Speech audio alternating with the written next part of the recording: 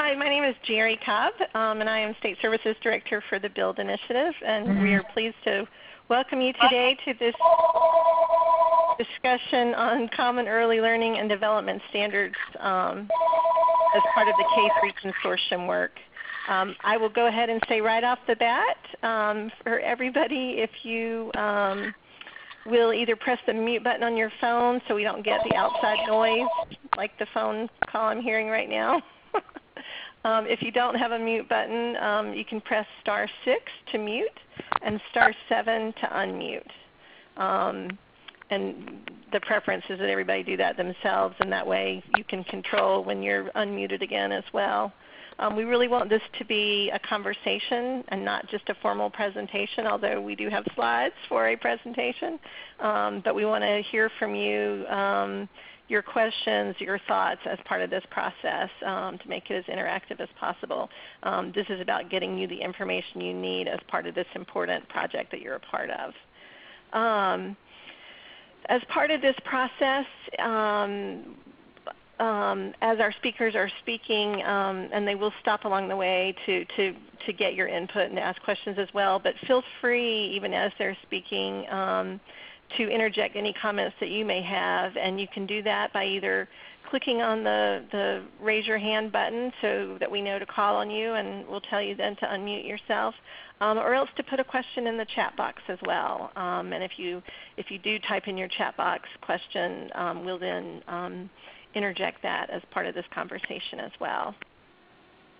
So before we get started, I wanted to just go through and see who we've got represented on the phone. And so I'll just go through the states, and if you can let me know that your state is represented, I would appreciate that. So we'll start at the top with Arizona. Is Arizona on the phone? Arizona's on the phone. Great. Welcome. Thank you. And do we have Delaware on the phone? Yes, Delaware is here. Great. And the District of Columbia? Anyone from the District of Columbia on? All right. Do we have Iowa on? Yes, Iowa's here. Great. Multiple times. And do we have the state of Maine represented? Maine is here. Great. And is North Carolina on? North Carolina's here. Great. And North Dakota? North Dakota's on. Great. And I think Oregon is not on. They had a schedule conflict, but I'll just double check. And Rhode Island, do we have Rhode Island on? Rhode Island's here. Great. And South Carolina, is anyone on from South Carolina? Yes, South Carolina is on. Great. Well, welcome to all of you. We've also got the BUILD Initiative on as well. And I'm wondering if there are any of our other national research partners on. Is there anyone on from Child Trends or SRI? Yeah, hi, this is Sarah Daly from Child Trends. Hey, Sarah. Hello. Jennifer Shantz from SRI is on. Great. Welcome. Suzanne Raber, also from SRI, is on. Great. The family's all here. All right. Well, I think we've covered all the initial business, and hopefully everybody can see the slides in front of them. We did send out with a reminder email this morning not only a copy of the presentation, but also a couple of handouts that we're going to reference during this conversation. And so if you haven't opened those up, if you've got them handy or have that email still in front of you, go ahead and click on those two handouts and open them up. You'll see two different Excel spreadsheets, and they will be referenced at different points during this conversation. And so with that, I will turn it over to Len Kagan to kick things off. Thank you. Thank you, Jerry, and hi, everybody. On behalf of Catherine Scott Little, Jean Reed, and the teams at our respective institutions, we are really thrilled to be involved in this really challenging and exciting process with all of you. Our goal today is to bring you up to date on where we are, share some of our preliminary thoughts, and solicit some input from you. So I'm going to begin with just a reminder that the goal of this project is really to provide you all with an analysis of the collective state's early learning and development standards for the year before kindergarten entry from the 10 states who are participating in the K-3 Formative Assessment Consortium. And the goal of this is really to identify commonalities in and differences among and between the state standards.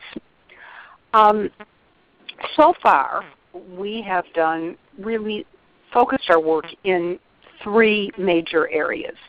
The first area is one of communications. I think we have spoken to I know we've spoken to all the states and hopefully to everybody on this phone to really share with you the goals of the project and to learn about what your considerations are.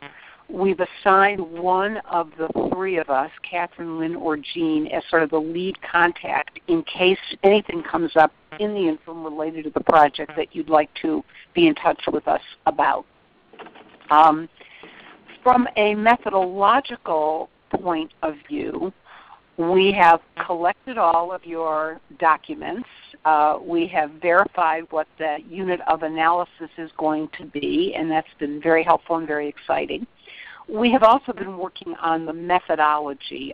While Jean, Catherine, and I have been involved in doing analyses of this type before, this project actually represents an advancement and is causing us to do some reconsideration, and we're going to get into that as we progress. But we have been attending to the methodology of the project. And we have also completed some preliminary data analyses, which we're going to share with you.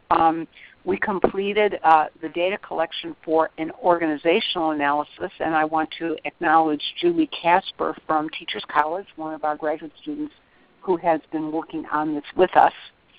In addition, we have completed a pilot process for the construct grid, language that will become more clear as we progress, in the domain of physical development and motor skills, and Jean's going to be talking about that as we go forward. Essentially, as we move forward in our work, our goal is really to provide you with 2 major kinds of analyses. The first is the way the ELDSs of the various states are organized, so it's called an organizational analysis, and I'll say a bit about that in a minute. The second is we intend to do a series of analyses that will help explicate the content of these standards. We are going to be looking at the balance, at the coverage and depth, and then what will be new about this work is going to be our analysis, the development of the construct grids that will enable everyone to see exactly what standards are and what we are talking about and what the challenges are for the analysis. In addition, we will be making recommendations that we hope will be useful as the consortium moves forward toward the development of the kindergarten assessment. And I think you all are aware that we also are going to be providing for you some state-by-state information. It will not be as detailed as the aggregate information across the states, but hopefully it will be helpful and informative for you. So let's move to the organizational analyses. The basis of this organizational analysis is really to provide us all with an overview of the characteristics of the states that are involved, and our goal is to really identify the commonalities and the differences between how the various states have elected to structure their ELDS. You can see what we are going to be looking at, and actually in Handout 1, and you may want to pull that up. But essentially what we've done is looked at variables that we deem essential to the analysis of the organization of the standards. When were they published? How you all title them? Who published them? What are the numbers and levels within the document? What about the domains? What do you call them? What do they include? What are their sub-areas? Are the domains essentially developmental or academic or in orientation, or indeed are they both? What age groups are in your standards? Do they include indicators for kindergarten? Do they include adult practices? Are there additional documents that go along with this? It's just to kind of give us an overview of what the organization of the documents really is. We are going to ask you, not now, but if you would be good enough to member check the information that we have. So that for your individual state, would you just look across the grid and let the contact or the lead person in each state, I'll get to that in a minute, know that we've represented what is in your document accurately. So we want to make sure that we do this. We then will finalize this chart, and we will then begin to do narrative analyses that will render some observations about the data. We have not done that except in the most preliminary way because we want to make sure that we're working with the appropriate data, the appropriate material.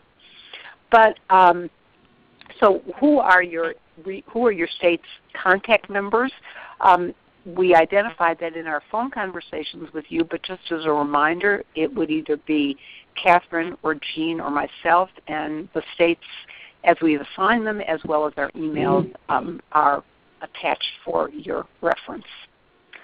I want to, I'm sorry, I jumped too ahead and I didn't mean to. I wanted to just give you very rudimentary, sort of really preliminary findings about this. So in the domains, if you scan them through, you would see that the number ranges roughly from 5 to 11 amongst these 10 states. So there is considerable difference.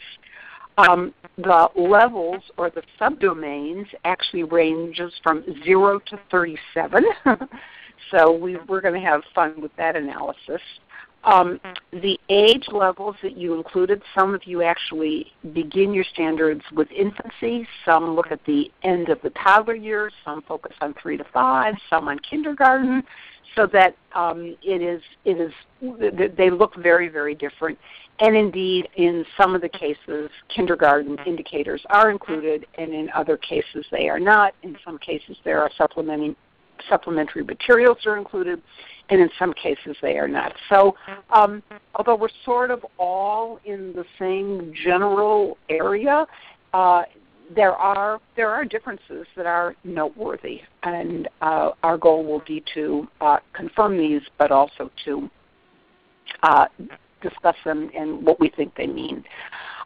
It's important to note that as we reviewed your documents, although we did not promise that we were going to do this, we clearly want to pay attention to dual language learners and the way that you have addressed them in your documents. This is particularly important because, as you know, we're going to be also doing an analysis of the Head Start Child Development and Early Learning Framework as well as the Common Core.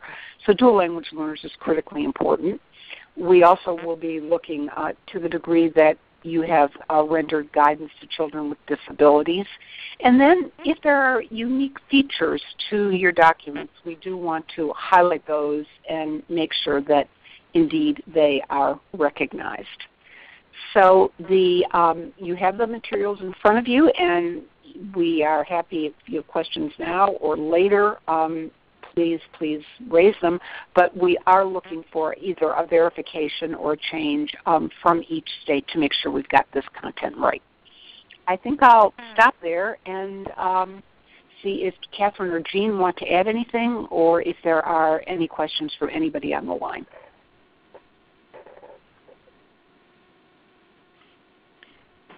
So this is Catherine. I'll just first see if anybody has questions.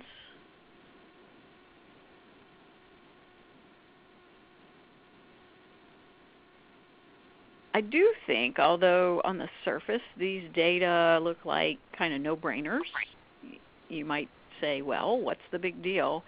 But they are the starting point to give us clues for what could be similarities or differences across the standards. And when I think about the work of the consortium, I think about things related to, what age group is targeted in the documents, particularly for that year right before kindergarten, and we did see some variation in that. So even though organizationally at first glance might not have a huge connection for you to the work of the consortium, I think we view them as kind of at least the starting point or clues to things that we'll need to think about as we look across these states.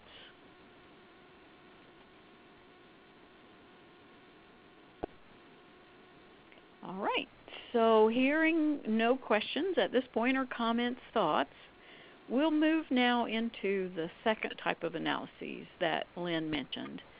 And these analyses are really looking at the content of the actual standards or indicators. Of course, as you see in the organizational chart, they're called different things in different states, but we really are in the content analyses getting at the heart of what's been addressed in the documents. And we will do that in two different ways.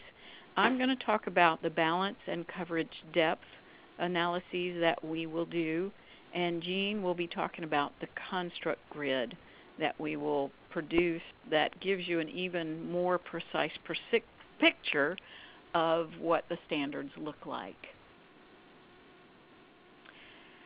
But before we can even talk about these analyses, we want to bring to your attention that there are a number of different methodological considerations that mean that this process is perhaps more difficult than on the surface it might look like it would be.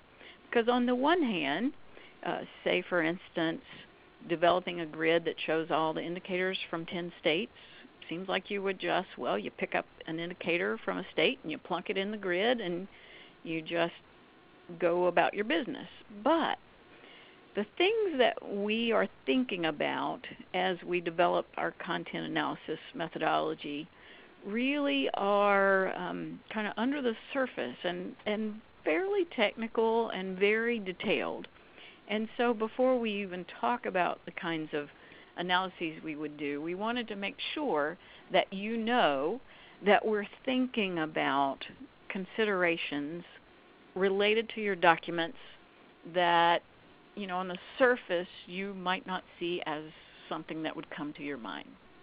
And so in our process, our goal really is to make sure that we are doing this consistently across the states and that we were really fully reflecting the content of your standards and that we come out with something that's, in the end, coherent and usable.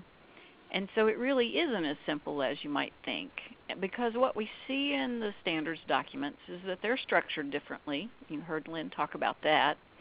We also know that they vary in terms of the level of specificity that have been targeted in the indicators. And so in some states they're fairly broad and just general descriptions of development and learning, and in other states they're very specific. And then finally, we as kind of analysts like for everything to be neat and clean and simple, but the standards documents are not. And so what we see, and this is not uncharacteristic from any state, so it's not that this group of states looks different from others, but as we write standards, we recognize that development is interrelated and that what a child does in one area or domain relates to what they are learning in another one. And so sometimes our indicators actually address multiple areas or multiple constructs. And so from the research perspective, we really wish they were nice and clean, but they aren't. Sometimes they're complicated. And so we are taking all of these different considerations into account and really, as you heard Lynn say, building on the methodology that we've used before and trying to shape and craft a process that really reflects the content of these documents both accurately and precisely, but also in a coherent way that's understandable. And so we bring these to your attention just either so you'll be worried with us or you'll feel better that we indeed are taking this very seriously. It's not a simple task, and it's, the product may look like just a Excel spreadsheet, and on the surface fairly simple, but there's a lot of methodology behind it. So just to give you an example of some of the things that we're working through, and these examples don't necessarily come from any one state. We sort of took some examples and mushed them together, but it shows you some of the things we're thinking about. So the indicator in the first bullet there, children use eye-hand coordination and fine motor skills in daily activities. Well, one could look at that as addressing sensory integration, fine motor skills, and perhaps, if you stretched it a bit, even self-help skills, since it says in daily activities. Another example, the second bullet, children perform self-care tasks that promote hygiene as well as washing hands before eating. So here we're touching on self-care and health and perhaps even nutrition if you stretched it a lot. So we are in the process of developing a methodology that will both enable us to capture the content fully but also consistently across states and produce data that's credible. And so I thought I'd just stop and see if anybody has questions about that before we move into the specific analyses. Hi, Catherine. This is Sue Reed from Maine. Hey, Sue. Hi. So I guess I'm not sure I understand this, because don't you do self-care to be healthy? Like, I'm not sure why that's separate. Well, and that is a good reflection of some of the discussions that we have had as we sort of look at this and try to come up with a way to categorize standards. For us, we have what's called a construct template, which has a very precise description of about 100 different aspects of children's learning and development. And so from a research perspective, it's very important to operationalize those precisely and be able to pinpoint what the content is that's addressed in the indicator. From a practical Catherine, you're suddenly echoing. Well, I was hearing that too. I wasn't sure if you all were. And now it's me as well. I'm not sure what's happened that's causing that. It's usually if you have your computer mic on as well.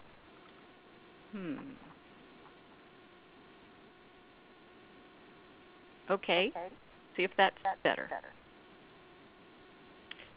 It's not. Better? We might just have to keep going on. I'm not sure what else to do about it. Unless anyone else has a suggestion. Maybe it sounds like it stopped now. Okay, keep going. So, Sue, your question is a great one, because from a research standpoint and really wanting to be precise in describing the content, that's somewhat important to us to be able to sort of separate things out. But from a practical standpoint, one might argue that there's not such a big distinction between those. But these are the kinds of things that we are thinking about as we come up with the way to describe the content in the standards document. Thanks. That's helpful. And Sue, this is Jean Reed. I just might add to that there are forms of self-care that aren't necessarily thought of being part of staying healthy, so such as dressing oneself or tying one's shoe or that sort of thing. So there's definite overlap there, but there are also aspects of self-care that don't necessarily involve health. So in that sense, we have just tried to distinguish them. Yeah, that makes sense. Yes. Thanks.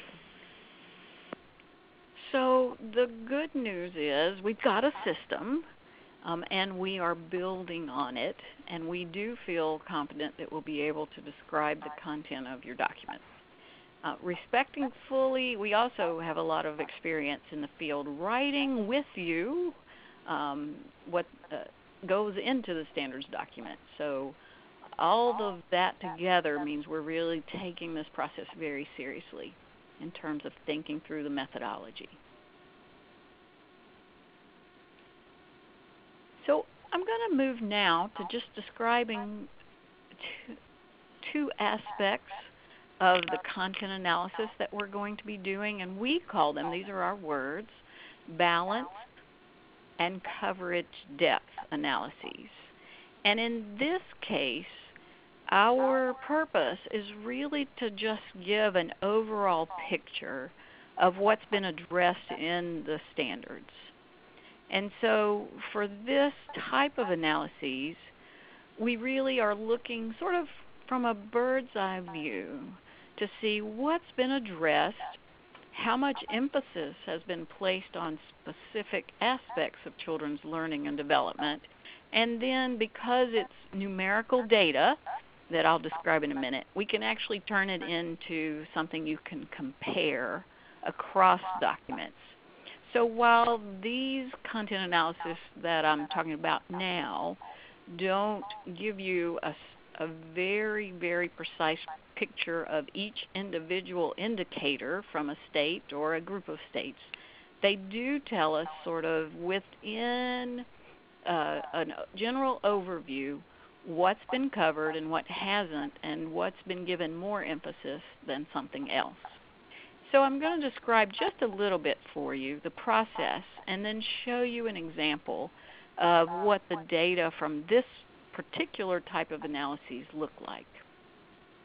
So for the process that I'm describing, in order to get at what's the content of the documents or be able to describe them, we literally code each individual indicator. So that means first, within each standards document, identifying what is an indicator, no matter what you call it. So an indicator for us is an observable, fairly specific description of something that's expected of children. So a standard would be a broader statement. Examples, some of our documents have examples. They're more like, here's what this would look like, but we will be coding the indicators from your documents. And so when you look in that organizational chart, you'll see we've highlighted how many levels are in your document, and within those levels we're looking for something that's fairly comparable across states and is a statement of what's observable that you could expect of a child. So we read it, each individual indicator, and we give it a code on our construct template, which is operational definitions of about 100 different things that children know, are able to do, or in some cases more like characteristics of children. And it gets a code on that construct, and we actually have a very precise process to establish reliability because we have rules for what gets coded where, and we have operational definitions of each of those constructs. And so our team, there's always 2 folks at least who code a standards document and determine that they actually are reliable at 80% or above.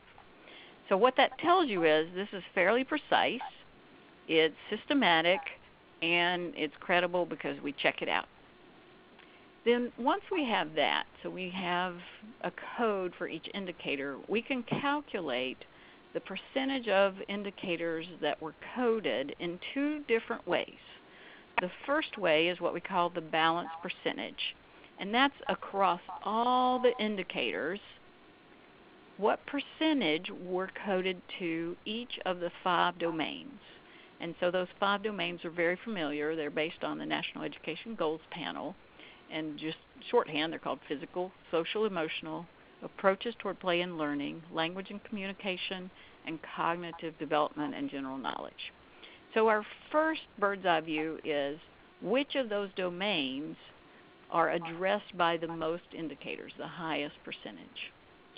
The second way we look at this data is called coverage depth, and it really is looking within domains to see what individual constructs within the domain were addressed and out of those, which received the most emphasis.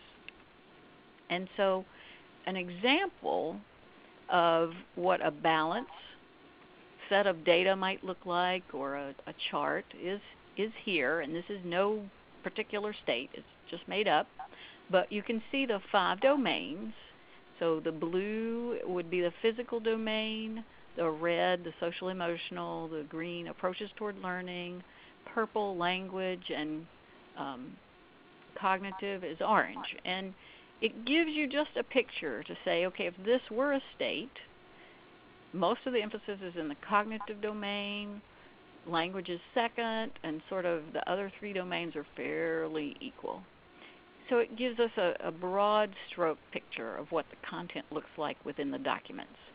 We will provide these data for each individual state, and then we also will be able to look at the aggregate group across the 10 states, which of the 5 domains were emphasized the most on average. The next set of analyses we can do from these data are called coverage and depth, and this is an example of a graph.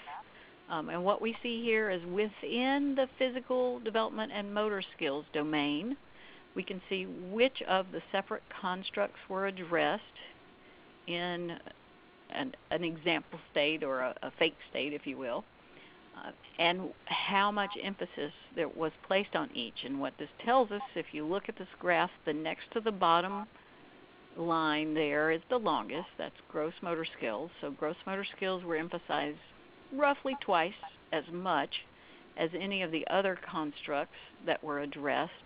And we see some constructs that have zeros, so those were things that the standards didn't address. And again, we will provide this type of data for each individual state in what we're calling a profile. Just gives you a bird's eye view of how the indicators in your state's standards were coded. And then we will also do this in the aggregate so that you have a feel across the 10 states what's been emphasized. So I'm going to stop there and see if anybody has clarifying questions about those types of analyses.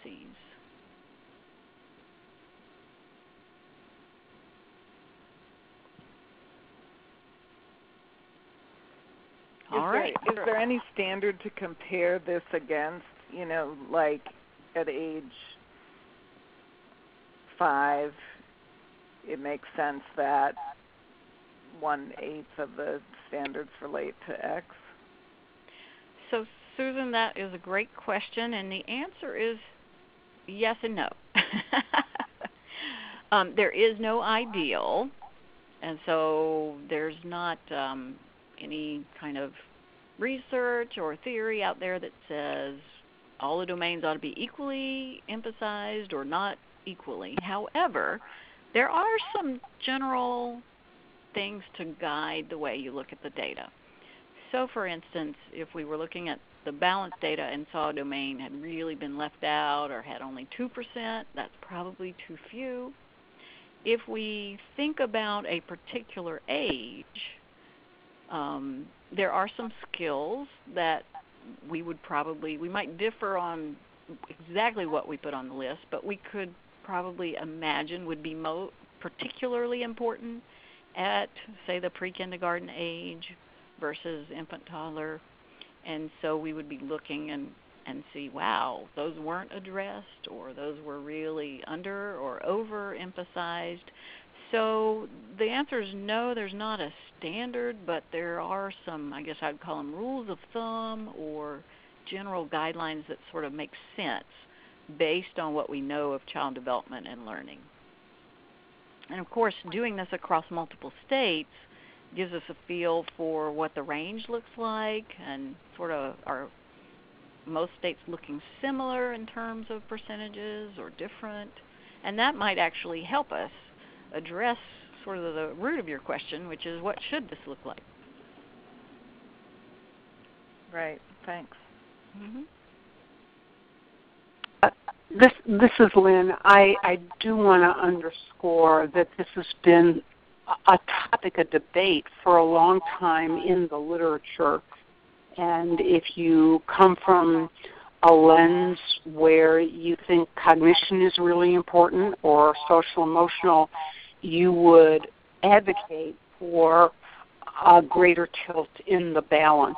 But the honest answer, in addition to the rules of thumb that we have developed and used, is that there really is no consensus about this that exists in the field, except that we may find that when we analyze your standards that these states may be closer simply by what they actually do and what they demonstrate is important. But in terms of from the scholarly literature, not really.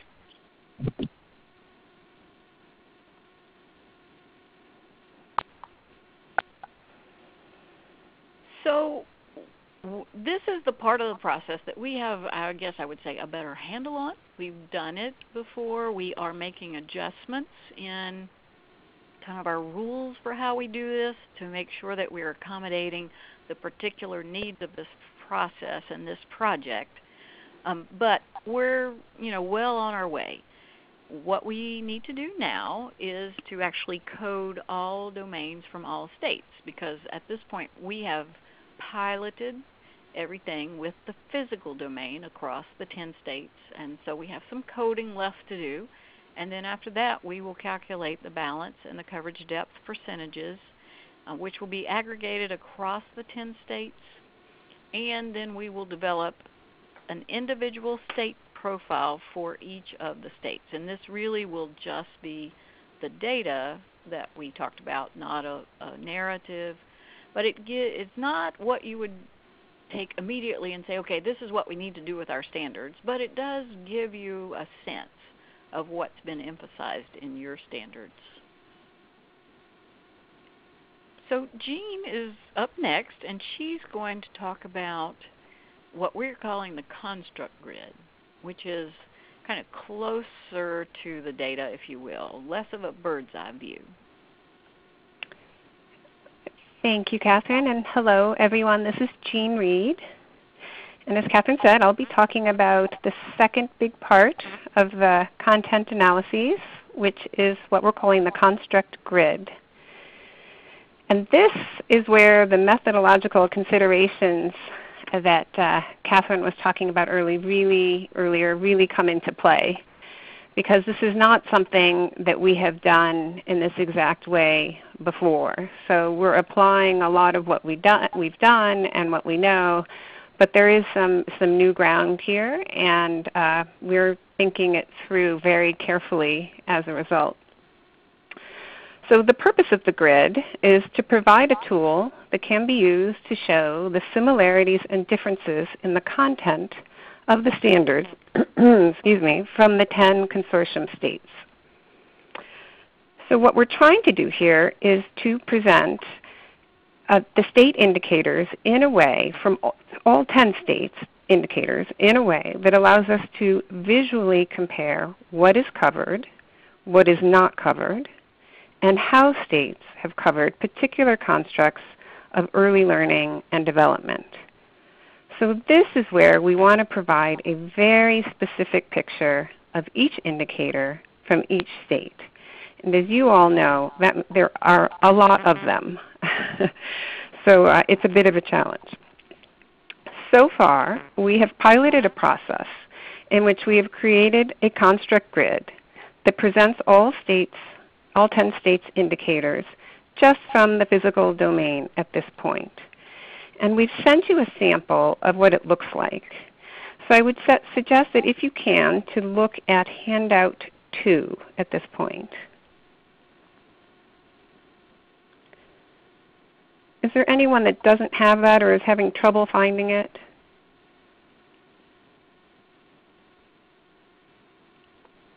All good? All good, I'll assume. Okay. So the first thing I'll say about this is that this is not, can you hear me? Hello? We're hearing you. Oh, okay. I seem to have kind of an echo. That on this handout that has a sample of the construct grid, these are not real states, State A, State B, and State C, and they're not real indicators. But we've made this as a sample or as an example of what we've been doing so that you can get a sense of what it looks like and what some of the questions are that we're thinking about. So the basic process that we have followed so far to make this is first to place the indicators within the construct that they were coded to for the balance and coverage depth analyses that Catherine just talked about. And you see those constructs in the left-hand column of the handout. We just have two of them here, nutrition and physical fitness, but as Catherine mentioned, there are about 100 of them in the construct template. And then we have grouped the indicators within each construct according to the different aspects of the construct that they address. So again, on the handout, you can see those groups of indicators highlighted in either yellow or white. And each group of indicators addresses a particular aspect of the construct to their left.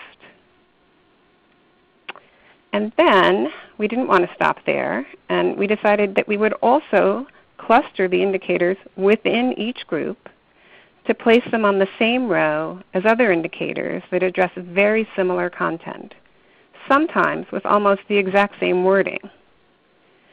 At the same time, indicators that are rarely used, maybe by only one state, for example, they get their own row so that they can kind of stand by themselves and we can see them separately.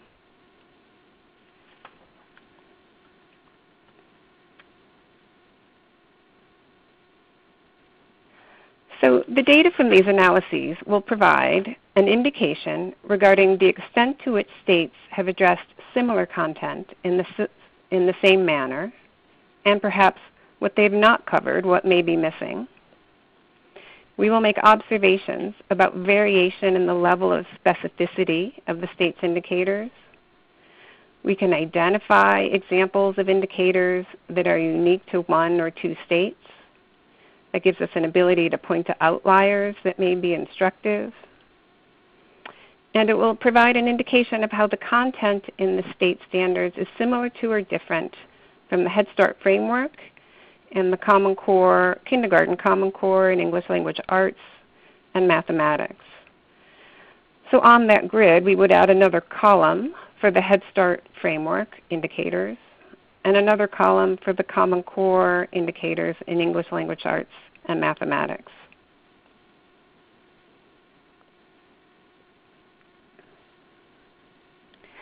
So the challenges. Well, first of all, as I'm sure you've all guessed by now just looking at this and hearing this, representing the data in a user-friendly format is obviously a priority for us. We are thinking of maybe doing a separate grid for each domain to make it a little bit more manageable, and maybe even a separate grid for each sub-area. We might do separate grids that focus on comparing the state indicators to the Head Start framework, and maybe a separate one for looking at just the English Language Arts and Mathematics indicators and the Common Core. We haven't made those decisions yet. We welcome your feedback, but as we are going along, we are keeping a sharp eye on how to represent the data in a way that you will be able to understand it and use it without too big a headache. We are also working very carefully on our grouping and clustering process. We intend to make it a very systematic process and are writing down a clear procedure with rules that we follow along the way. And finally, of course, we get to interpret the results. And we obviously have a lot of data here to analyze and interpret and to make recommendations about. So we have our work cut out for us there. But in a lot of ways, that's the fun part. So I'm going to stop here for a second and see if anybody has any questions. Hi, this is Sue from Maine. Hi, Sue. Am I the only one with a question? No, you're just the first. Okay. So one of the things that, as you know, ours are still in draft, and so they haven't been through a final review. But one of the things that I think about when I'm looking at them is how these indicators can be measured or observed. And I'm wondering if you're going to take any look at that language in the in your analysis. And maybe this is just too much, but for example, when it says understands blah blah blah, that's not really that measurable to to measure understanding. So I don't know. I just was curious if you'd thought at all about that, or if that's just like phase 2, or just not even on your radar. Am I making sense? Absolutely, and that's a very important observation, I think. It is not something at this point that we had thought we would try to analyze. I'm not sure it's in the scope of what we can do and the time allowed, but we can certainly think about it. But it's a very important point, and there are differences among indicators in that respect. So I guess I would say we'll think about it, because we agree with you that it's important and interesting, but I'm not sure yet whether it's in the scope of what we can do within the time we have to do it. Yeah, I get that. This is Catherine. I'll just add that one of the nice things about gridding it out this way is in our process we really are starting from what's the content addressed, not how did a state say the indicator.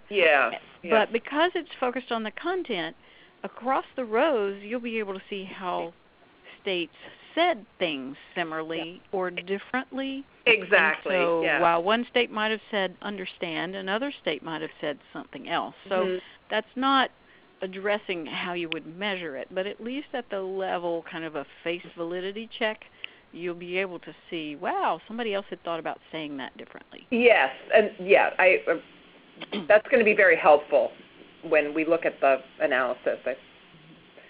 I think I like that word better. Yes. And Sue, one of the things that we do plan to look at is how specific states are in addressing particular content and how that might compare across the rows where we've grouped them. And some states might elect to address a particular construct in a very kind of categorical or generic way, using gross motor skills or something a little bit more specific than that, but a pretty broad way.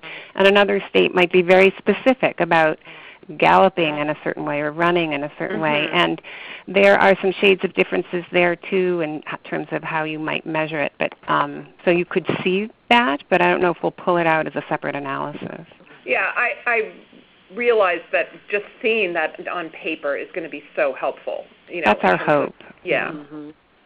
This is Penny Milburn from Iowa, and Hi, Penny. I have a thought or question kind of related to this conversation. When you are looking specifically, for example, at math content, and I'm hoping you're also going to do analysis of the math practices. Definitely. Okay. As you look at that alignment work, I'm thinking that from our team within our state, to exclude that would not provide us with sufficient information, I think, to move forward and negatively affect our alignment between our preschool, pre-K standards and our K-12 core. So that would be helpful to us. Well, first of all, I should clarify. I think when you say math practices, I'm hoping that we mean the same thing when we talk about mathematics processes. Okay. And we, in our construct template, have tried to be very inclusive of the things that we find in state standards. And we've used it countless times now very successfully. And so I would not be worried that there's going to be content in your standards that will be excluded because we don't have it in our template. Okay, that's what I thought, and I'm familiar with your previous initial analysis of our state standards during our first draft, so thank you. Good. And honestly, on rare occasions when we see an indicator where we think we don't have a good place for that, we've created a place for it. It hasn't happened very often, but our overriding goal is to capture all the content in your standards. We would not exclude something just because we don't know how to code it or don't have a good place for it. That would undermine our overall purpose. Yeah. So you do not need to worry about that. Okay, good. Thank you. Any others?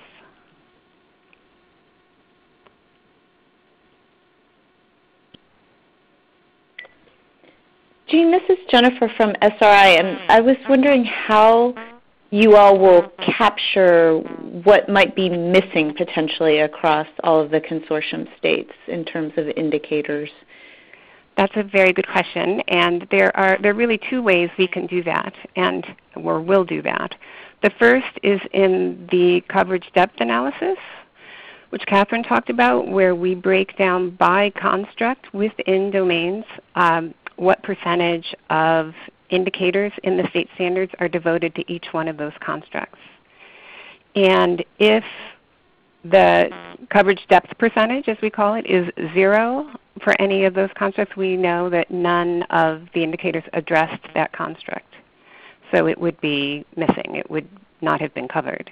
Now, evaluating that is another step, because sometimes you would expect to see certain constructs and sometimes you wouldn't, depending on the age group.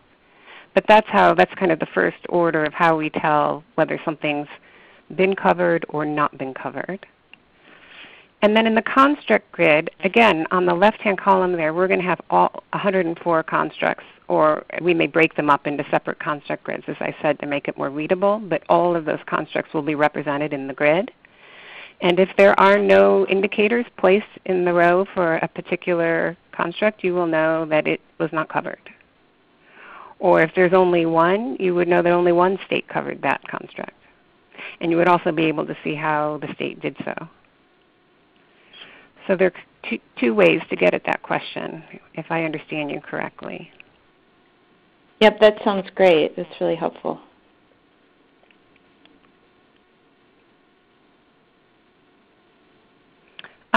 Penny, I'm seeing a question here from you in the chat box, but I'm not sure I understand it. On page 10? Do you mean slide 10? Slide 10. Sorry, slide 10. That's okay. Mm-hmm.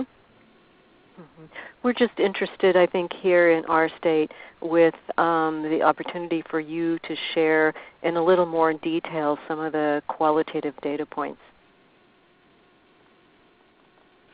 Okay, should we scroll back to slide 10?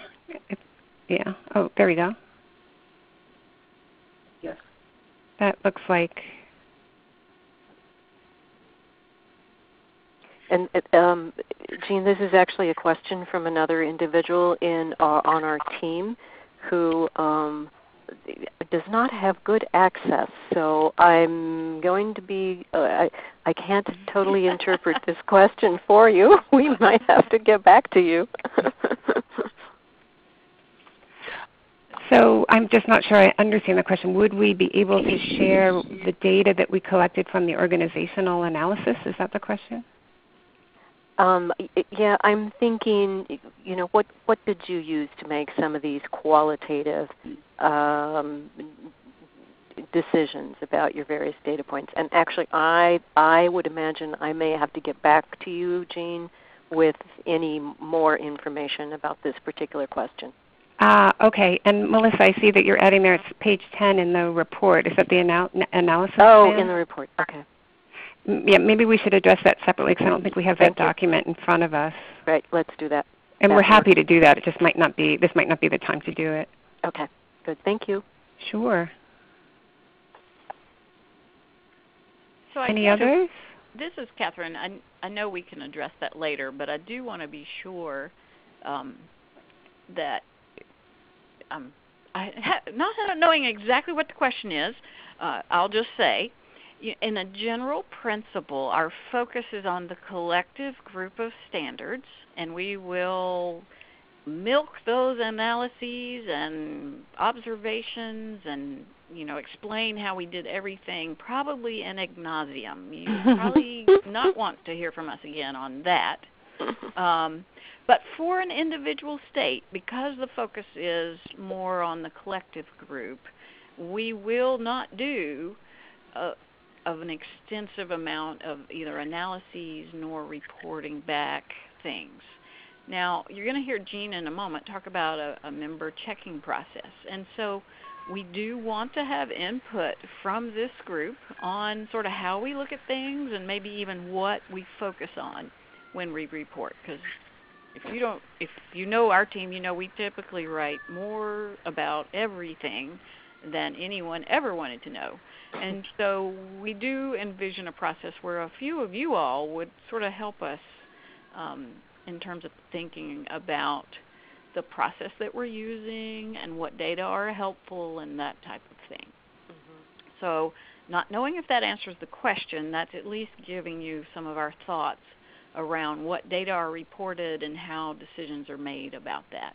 We certainly are the research team, and we're the technical folks, so we're the responsible folks for making sure all this happens.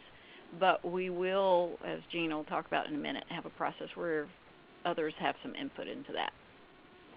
And Catherine, that's helpful. I think we do need to keep our eye on the fact that this really isn't necessarily for the purpose of analyzing state standards. It's for the purpose of these 10 states being able to understand the similarities and differences as the foundational work for the enhanced assessment grant. So, you probably aren't going to be looking at our infant toddler standards or other areas. That's right. That's right. Yeah. That's right. That's right. It's really only focused at that point right before kindergarten entry, which, as we've learned from our organizational analyses, is defined a little differently across the states.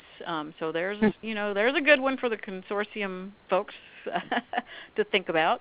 But yes, the focus is really for the purpose of the consortium. We understand that the data will be useful for other purposes.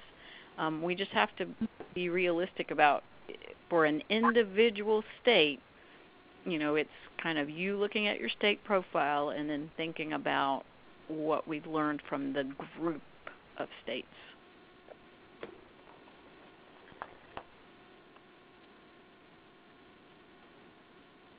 Thanks, Jean. Just thought I'd jump in there. Oh, thank you. No, of course. Are there any other questions? All right. So, go ahead. No? Okay. So next steps. Going forward now, we will continue to work on the process of coding, grouping, and clustering, as we call it. And as Catherine said, we will be coding all the indicators from all 10 state documents and then grouping and clustering them on the construct grids. And as I said, working on developing a protocol for how we do that with rules to make it as systematic as possible. We will complete a preliminary grid, and then we would like to do our first spot of member checking, which I will elaborate on in just a minute. After that, we will finalize the grids. And I say grids because I'm assuming we are probably going to have to break up our massive grid into smaller grids so that you are not all overwhelmed. And finally, then we will interpret the data and write up the results.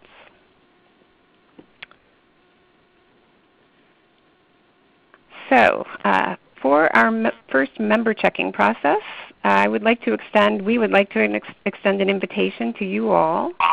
We would appreciate 2 to 4 volunteers who are willing to review our procedures so far and the early construct grids that we are working on. I will say it will be a fairly technical process. We are thinking of sending a sample of our work and a summary of our procedures, asking you to review them, and then after that we would have a conference call to hear and discuss your thoughts. So if you're interested, and we'd be happy if you are, please email your state's research team member if you are so inclined. And I will, there we are, you've seen this slide before, but we wanted to put it in as a reminder, so just in case you weren't sure who your lead is, that's the information there, and you have our email addresses.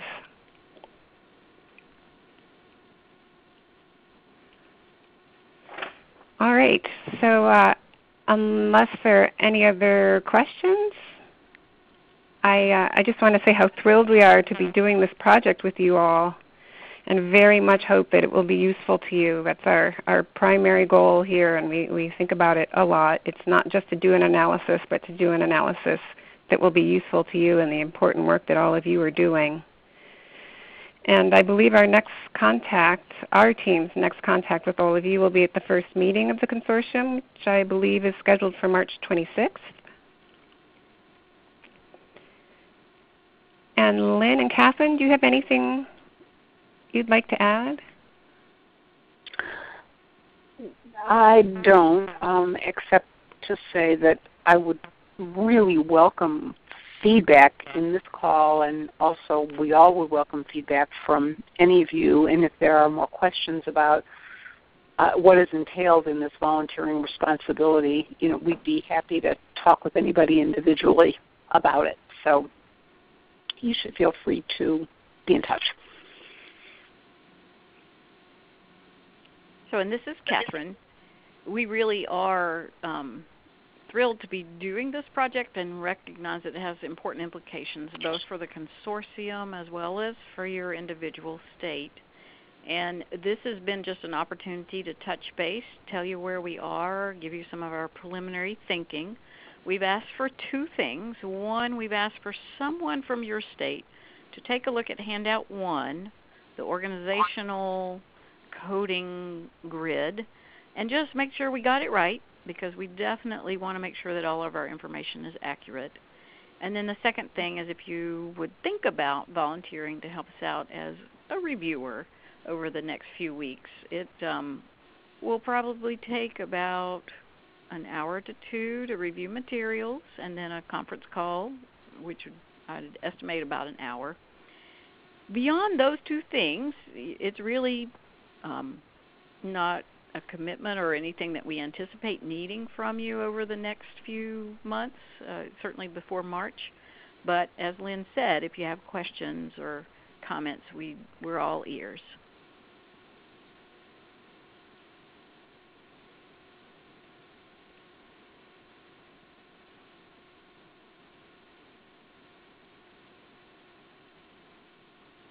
So Jerry, I think unless folks have any parting comments, we'll turn it back over to you. All right. Well, thank you very much. We will send out the recording for this session as well, so if there's somebody else that you wanted to listen in that wasn't able to be on today, they will be able to access the recording and the PowerPoint as well as part of that. Go ahead. If there aren't any other questions, we will adjourn for the day and look forward to talking again soon. Thank you.